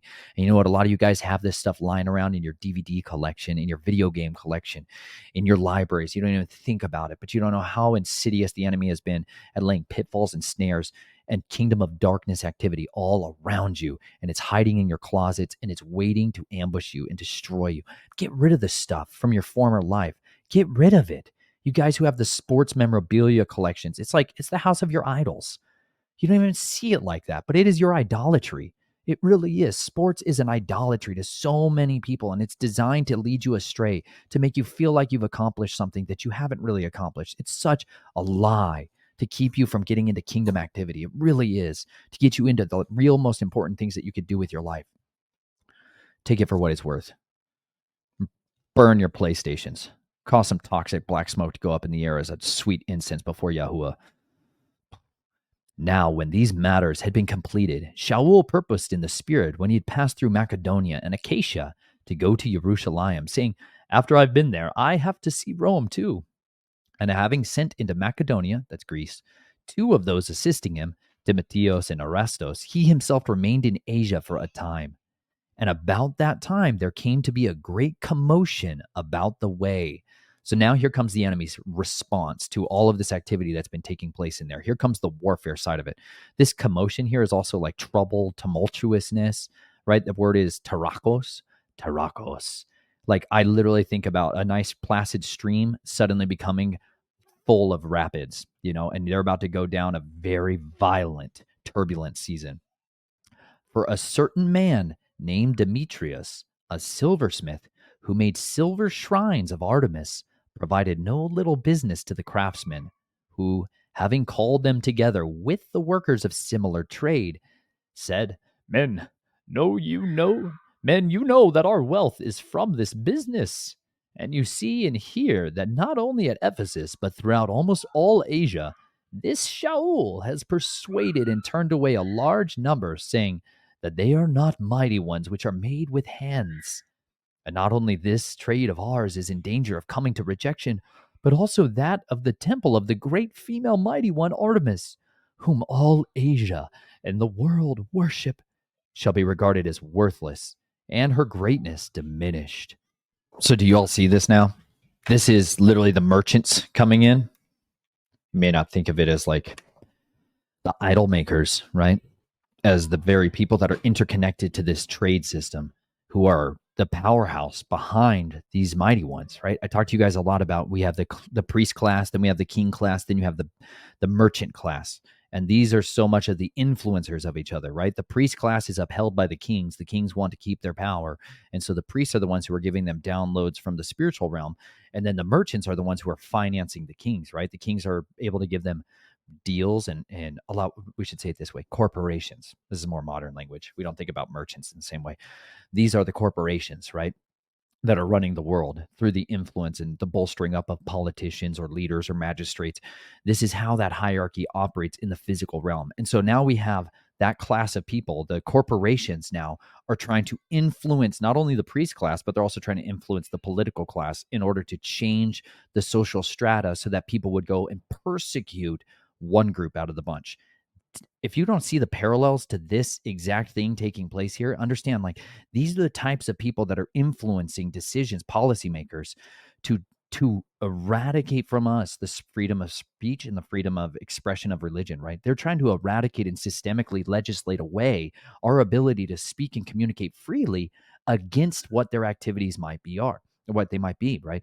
Like, the policies that are moving forward, not just in our nation, but in many, many places across the world, systemically right now, are to limit people's ability to speak truth. They don't care if you want to have any type of ideological beliefs as long as they're not found here. Ultimately, always, whatever version of the war that they're showing you, this is the goal of what they're always trying to eradicate and destroy, because this is what the weapon is that can literally fight back against their kingdom. And they don't want that to come out. And you're literally seeing one man gets raised up in order to do this. Like we read in Jubilees chapter 10, when it talked about how Mastema went and gave, I think it's Segud, he specifically came upon one man and used him to be the influencer that began to show people these dark arts and practices. This is consistent throughout scriptures, guys. The enemy will raise up, or each of these principalities will raise up an individual. That's why I call them agents of evil on this earth, to be their ambassador, to make their agenda come to fruition, to come to reality, right?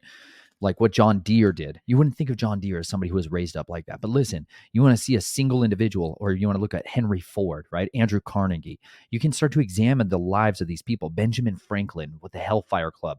You can look at individuals' lives that were raised up by a principality that had a totally different agenda behind the scenes, and understand they got a piece of information that they then use to change everything, right? Like Alfred Nobel, the guy who we have this idea of the Nobel Peace Prize from, this guy who invented tetranitroglycerin, right? TNT. He made an explosive that just killed many people. And he's like, hey, I want all my money to go to this peace foundation. We'll just give people awards for peace and for discovery and science and progress and stuff like that. That's because he had blood money, tons of blood money behind the scenes, right? That financing empire is the thing that people are able to use to influence the minds of men. So then we can exalt somebody and say, oh, we can look at this man as a man of peace, like Barack Hussein Obama. They're like, look at the man of peace. They're like, except for all those people he killed with drone strikes, right? Yeah, let's not consider that, right? This is how the enemy will raise up certain individuals, right, to transform landscapes, to transform territorial powers, and to take over kingdoms, right? That's like Hernan de Cortez. Like, that guy was raised up by a principality in order to go and do this thing. But then you see Yahuwah will raise up a counterstrike all the time. This is what's always so fun about the scriptures, because much as we can see the agent of evil, what's often less visible during the time is who Yahuwah is raising up to be the counterforce against it. Because when the enemy comes in like a flood, which is happening right now in this moment in Ephesus, Yahuwah raises up a standard against it. And you'll get to see it, not just through Shaul, not just through Paul, but through a couple other people that rise up and are able to resist this onslaught that takes place here. And having heard this, they were filled with rage. Oh, excuse me. Let me go back 1 second here. The reason these guys were contending that not only were they losing their business was being threatened because of the biblical morality that was being instituted in the converts that were coming out of this paganism, this paganistic worship of Artemis, but they were losing business from it, right? They were losing their business, and because their bottom dollars were being threatened, like if we actually boycotted the food industries, all of those corporations that are growing that monoculture death food, that are trying to convince you that the chicken that you go and buy, Kentucky Fried Chicken, is actually chicken and not death, like if you guys literally boycotted every one of their products, you can make a major influence in their lives. Like, we don't give them funds, period. Like, don't go out to eat. We literally don't go out to eat, period. Like, there's not food there. I mean, it's masquerading as food, but it's not actual authentic food in the same way that you would consider it, or what your parents would have eaten, or your grandparents would have eaten 80 years ago. It's not. It's so far down the road of genetic alteration and chemicals that you're not actually eating real food in the same way. And so this is the battle that you're in. But you have the ability to influence change by how you spend your money, by how you actually spend your money. And if you don't give in to that, especially as you're coming into the season, guys, where farms are going to start selling produce directly. You could get a CSA, a community share, right? You can buy a certain share from a farmer who grows food in a way that you like and you would encourage, right? You can get it from them directly and support them. And this is a way that you can wage your war. This is a way that you can individually fight back against that system, so you're not giving into it, right? It's the way that we can deal with it, right? As the people were doing this, the merchants understood, the corporations understood they were losing their power bank financially. And because of that, then they went to wage war out there politically and religiously. They're like, no, we can't let this happen, right? But what was happening behind the scenes is the spiritual power, it says, was being diminished. Her greatness, the greatness of Artemis, was being diminished by people abstaining from contributing to the system of idolatry. And this is why I encourage those of you guys that are invested, that do have money that you have invested into portfolios, whether it's Roth IRA, like 401ks or Roth IRAs or mutual funds. Listen, if you're contributing through the S&P or the Dow index, like, listen, if your funds, your finances that the Father entrusted to you are going to those corporations who are literally taking that money and weaponizing and building the system of the beast to bring enslavement and persecution against the righteous, you're complicit in that. You're accountable for that.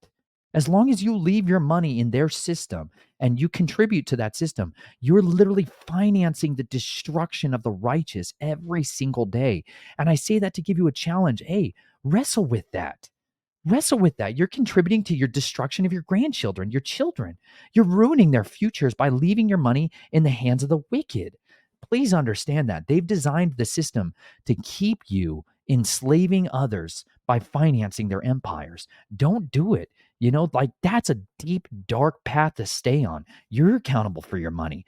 These people that are promising you riches and rewards and whatever, they're promising you a future, they're going to eat your children to get you there. And that's horrible foolishness. It's horrible foolishness. And you know what? There's a lot of people who Yahweh is going to be really disappointed with what they did with their talents, their minds, their intellects, their gifts, their abilities, and they squandered it, and they literally fueled an empire of evil instead of being bold and courageous to do with their money what Yahweh has given them to do with it, to make decisions for themselves and not fall upon the hands of some financial investor and advisor to make their decisions for them. You're just avoiding the responsibilities of your tasks. You got a duty to work hard with what you've been given and to work and ask the Father to give you doors of opportunity to make good investments and to make wise choices so that you can grow and multiply what you've been entrusted. He's able to do that, you guys. These evil corporations are not, however much they promise it to you. Please understand, we should not finance evil on any circumstance, under any circumstance. That's why if you notice, like, we don't endorse a lot of stuff. And the things that we do endorse, it's because we do our utmost to try to diligently sift out the garbage that's in there, and it's not easy. I understand. It's difficult to sort through all of the landmines that are out there. But if you know this is contributing to evil, you have a duty to do your utmost to abstain from it. Because when you do that, man, you can start to unplug some of the power bank for the kingdom of darkness. I got a lot stored up in there, you guys. I love you. I don't say that because I don't love you guys. I say that because I love you. Please hear me. I'm not mad at you. I'm just sometimes very disappointed in your decisions. But other times I'm just incredibly encouraged by your decisions too. Hang in there. We gotta win. I want to overcome. I want to see people set free so bad. I literally want to see the tables turn so bad, you guys, to where people see the power of Yahweh again. I do. I strongly desire the victory of the kingdom. I want to see people set free. And I see so much bondage and I see so much suffering. A lot. And I see very, very few who are on the path of purity and boldness and authenticity. But I love that they are out there. And I know that so many of you guys you're working on it, and it's a work in progress. And I know it takes time, but listen, hang in there, stay the fight, make the tough decisions, make the right decisions. There's a lot of people that don't make the decision that they need to because they're scared and they're afraid. He says it really well in here. Like, one of the biggest challenges I ever see on farms, homesteads, whatever, is people make emotional decisions about their animals. And it leads to more and more nightmares and more problems. I tell people all the time when I go and visit them on their properties, I say all the time, I'm like, that for me, what we've experienced is that dogs are the number one contributor to most problems on farms and properties. We have seen more drama because of dogs than almost any other single thing, period. He says it really good in here this is chapter 3. Let me read to you a second here.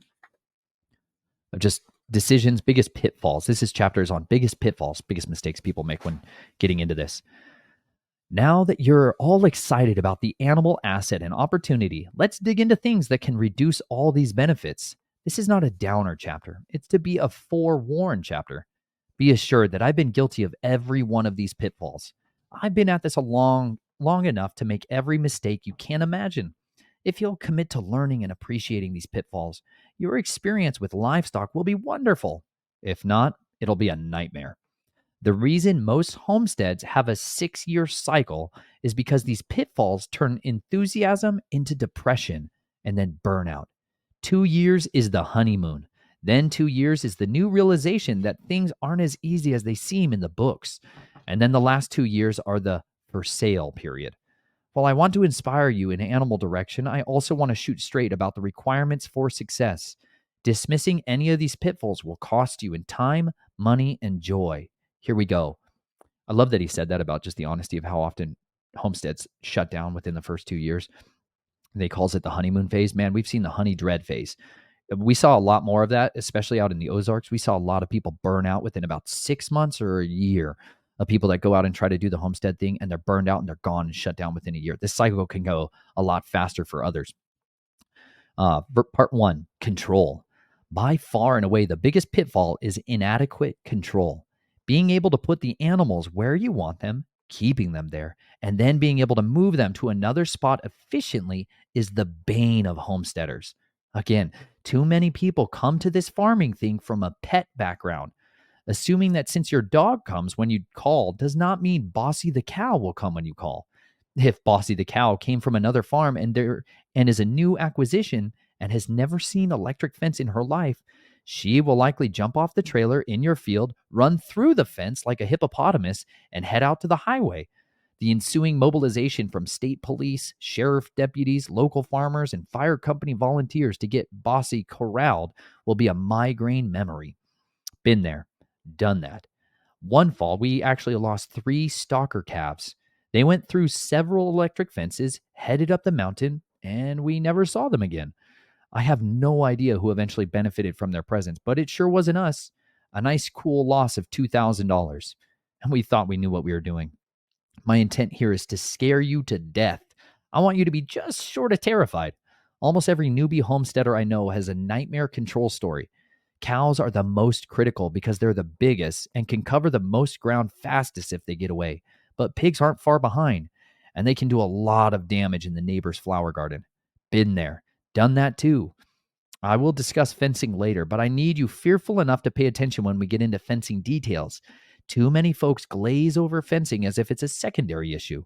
It's not. I beg you, if you want animals, securing them where you want them, when you want them, and being able to move them is foundational to success. I can't stress this enough. If your fencing isn't dealt with first, don't bring the animals around. Like, do not bring the animals in until you've got your fencing. And it's so not fun. Fencing is one of the most difficult and arduous tasks of establishing a property, but it's the most important. And that is literally why the beginning of the scriptures is there for us. Like, he starts with the Torah.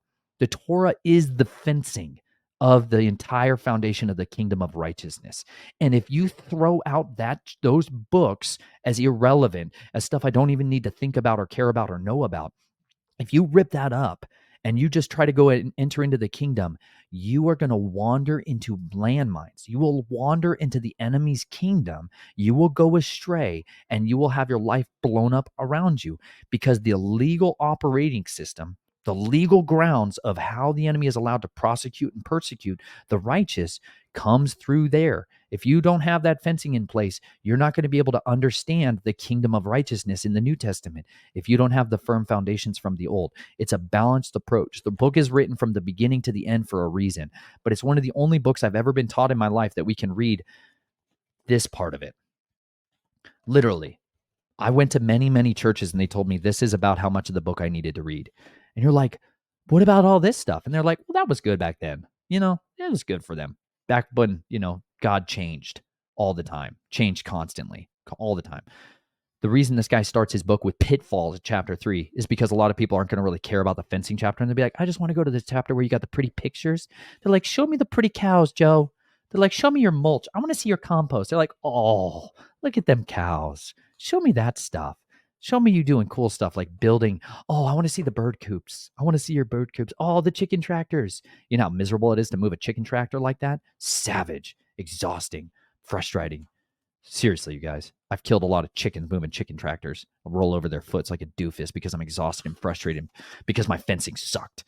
And raccoons were coming in and killing them, Pay attention to the fencing sections of life. Anyways, let's carry on. Control includes preventing your dogs raising havoc with the animals.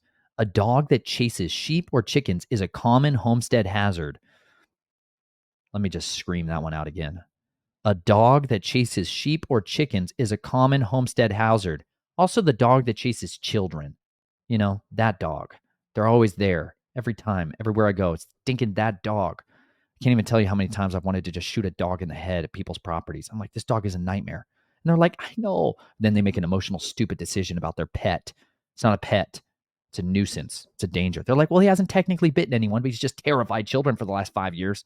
I'm like, bullets are cheap. I know some of you guys are like dedicated people that train dogs. 99% of people aren't. Here's his advice. I love this. I'm a huge fan of Cabela's shock collars for dog training. They extend your reach and the dog can be disciplined without knowing you're involved. Over the years, we've had lots of cats for vermin control, but sometimes they get a bit too aggressive on chicks. A wiffle bat works very well in training a cat. The light bat is strong enough to get attention with a whack to the rear end, but not enough to inflict bodily harm. Corporal punishment works extremely well if done with the right attitude at the right time and at the right strength. Any pet that agitates your domestic animals is a liability. Watching a dog chase chickens is not funny. Securing your vulnerable small animals from predation is also part of control. Remember, predators have all the time in the world to inventively invade your poultry quarters. Portable coops can be less fortified because they're moving, which keeps the predators a bit off guard. But if you have a stationary coop, it needs to be a Maginot line. If you don't know what a Maginot line is like the most fortified defensive barrier that was built during World War II to prevent the Germans from invading. And I believe it's on France's side. The Germans basically ended up just going around it because it was just this unbelievable fortification of tunnels and bunkers, hardened facilities to destroy invading forces that were coming there. Like massive amounts of infrastructure went in there. And the Germans were like, well, let's just go somewhere else. And so that's what they did. But ultimately, it was supposed to be this impregnable wall to keep people out. He's like, listen, that's what your chicken coops need to be like. That's what your areas where you're going to permanently keep animals needs to be that level fortified, because a weasel is unbelievably weaselly and a fox is super foxy, and they're going to wreck your day. And one day you can lose all of them in a day. And that's stuff that just defeats people when they walk into their chicken coop and they're like, 40 chickens are dead.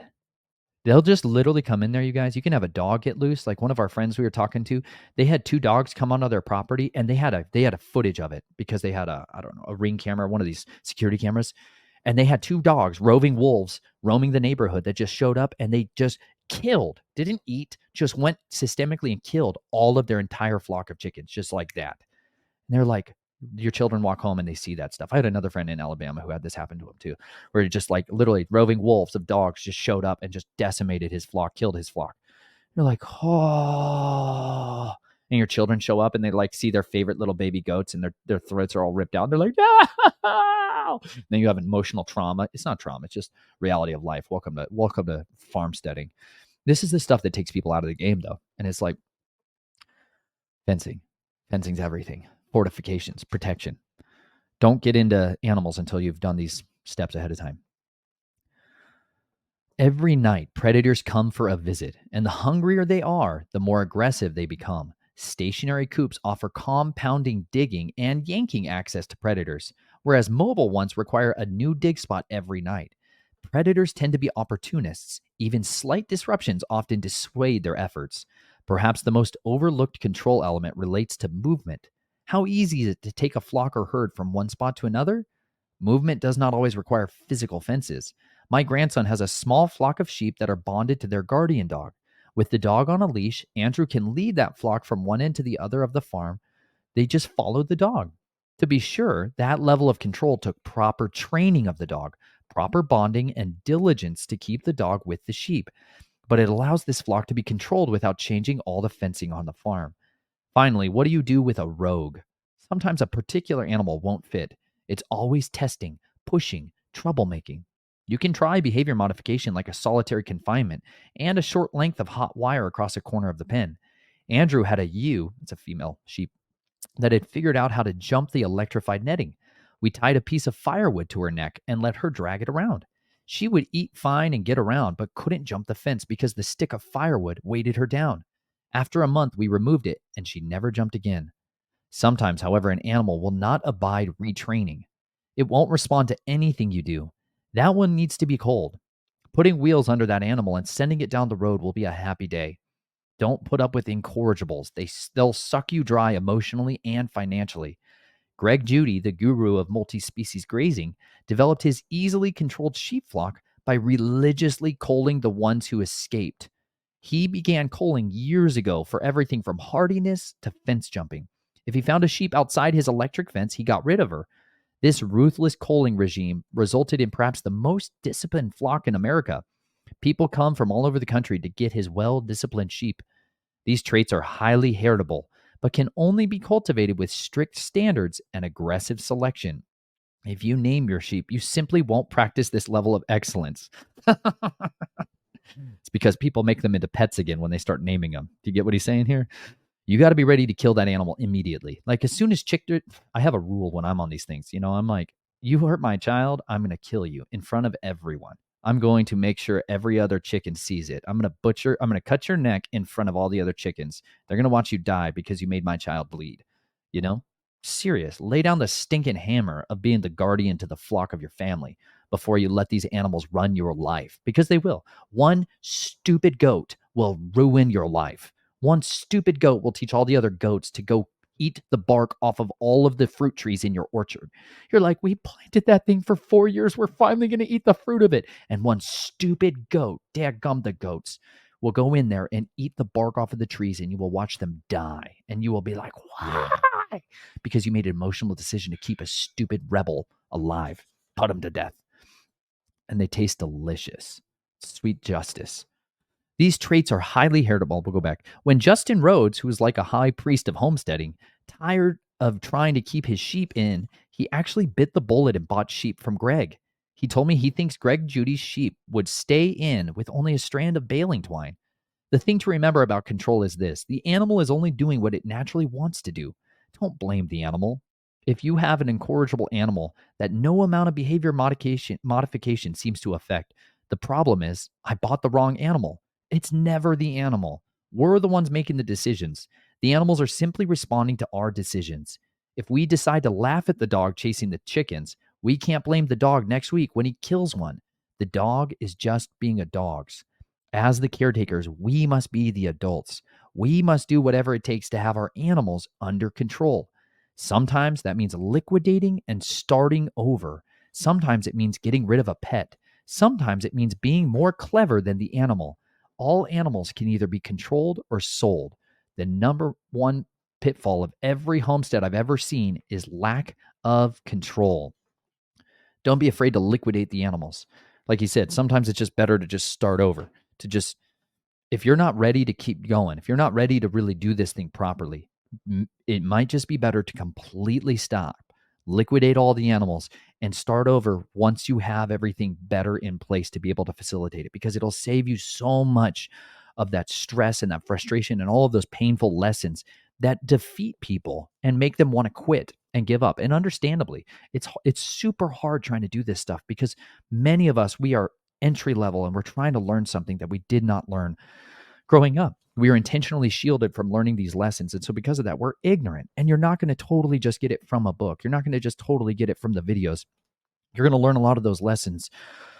You're going to learn a lot of those lessons the hard way. But you know what? The more that you foray into this and the more you study the works of those who have gone before you, who are trying to impart to you the wisdom of what they've learned over it, the better insulated you are at making the right decision so that you can act properly to be effective. So understand, there are rules of engagement in every one of these arenas. There's better ways of doing things. And the more that we adhere to it, the better freedom that we have in our lives and the lives of the people around us.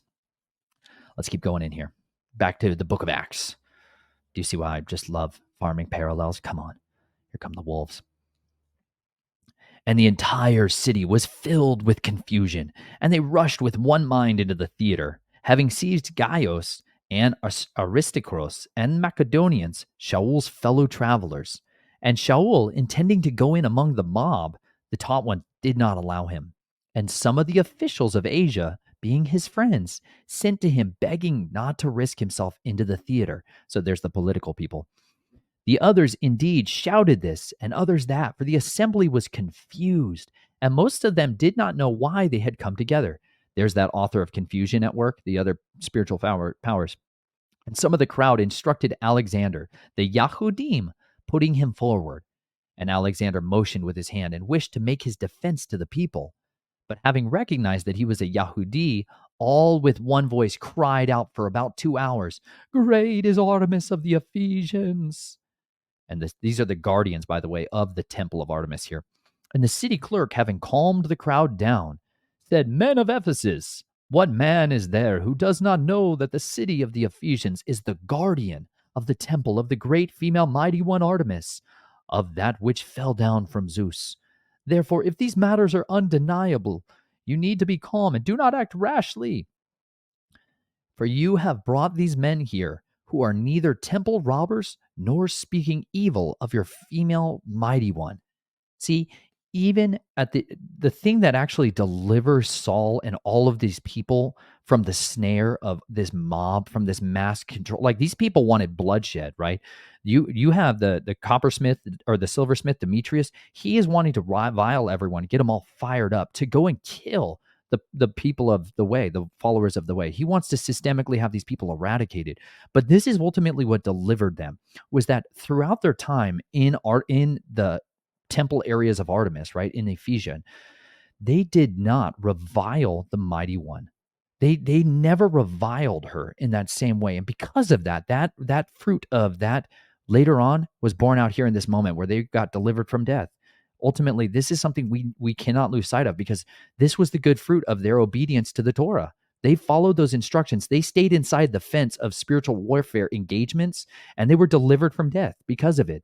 That even the people who were there defending the guardians of Ephesus, they knew with certainty, yeah, these people have been around us for all these years, and they could judge and evaluate their fruit and understand they've not been going out here and mocking Artemis, right? That's not to say that in the scriptures they don't specifically talk about the physical idols having no power in them and stuff like that, like we read in the epistle of Jeremiah. But you see here that the rules of engagement were properly done, and because of that, they're delivered. For you have brought these, verse 38, if truly then Demetrios and his fellow craftsmen have a case against anyone, the courts are open and there are proconsuls. Let them accuse one another.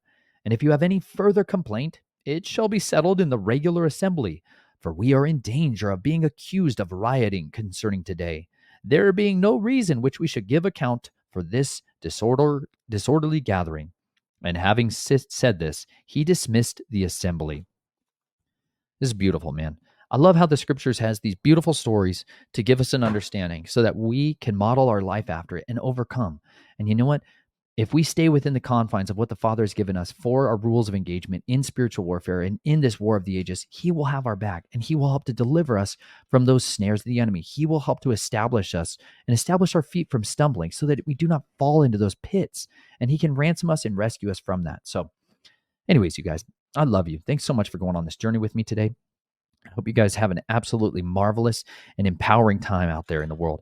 May you labor diligently for the kingdom. I pray that the Father would fill you with wisdom and knowledge and understanding and reverence of him, that he would guard you from the wiles and the schemes of the enemy, and that he would remove from you all of those horrible sins that have weighted you down throughout your life, and that he would accomplish everything in your life according to his perfect will. I love you guys. I'll talk to you soon.